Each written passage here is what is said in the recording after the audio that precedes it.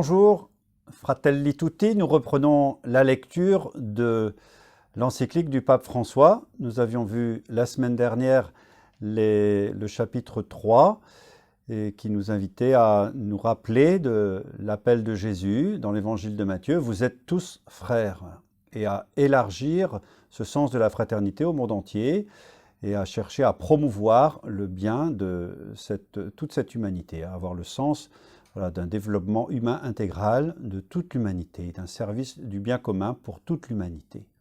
Aujourd'hui, nous allons plus loin dans cette prise en compte de l'humanité entière sous l'angle de la fraternité, avec ce nouveau chapitre « Un cœur ouvert au monde ».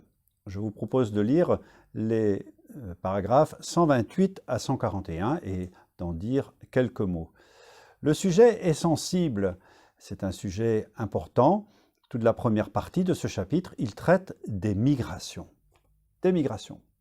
Le pape n'hésite pas à rentrer dans des considérations très concrètes.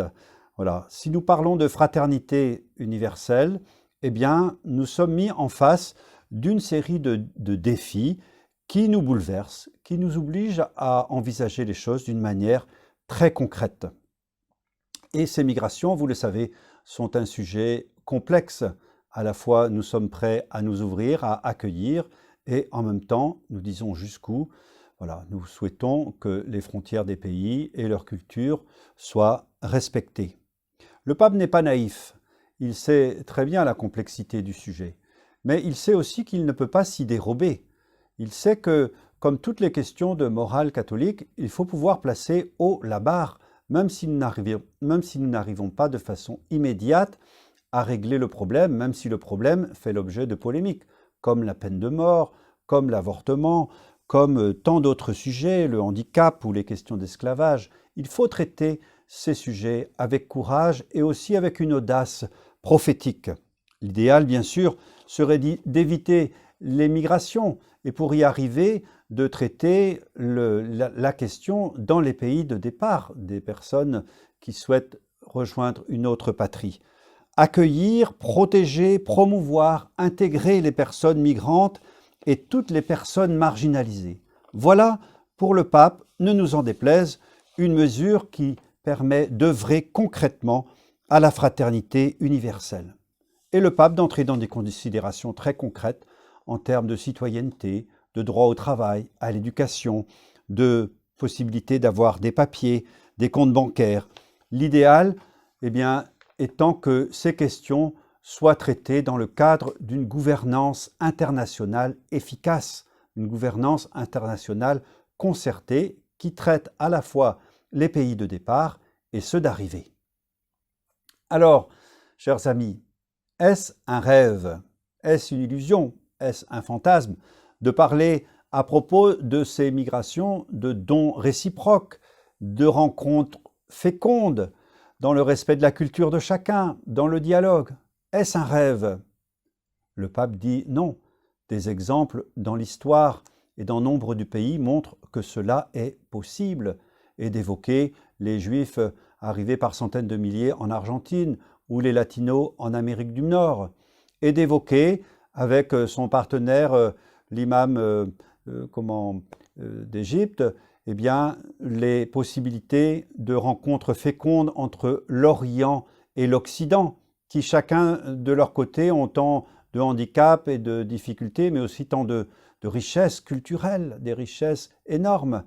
Oui, il peut y avoir une rencontre féconde entre ces deux parties du monde. Ils ont tant à s'apporter. Et il faut développer, dit le pape, cette conscience qu'aujourd'hui, ou bien nous nous sauvons tous, ou bien personne ne se sauve. Comment ne pas consentir à cette évidence dans un monde si connecté par la globalisation? Mais pour que cela se fasse, le pape nous invite à faire descendre en nous une conviction, celle de la richesse, de la gratuité des rencontres.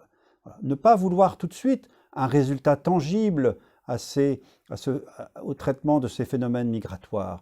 Ne pas vouloir avoir une sélection des migrants en fonction de nos intérêts professionnels, industriels, intellectuels.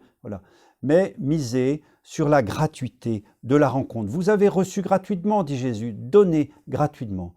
Qu'avons-nous que nous n'ayons reçu? Et pourquoi ne le donnerions-nous pas aux autres? Voilà ce qui juge la culture d'un pays, dit le pape, sa capacité d'hospitalité, d'accueil gratuit. Seule une culture sociale et politique qui prend en compte l'accueil gratuit, qui pense l'humanité comme une famille, pourra avoir de l'avenir.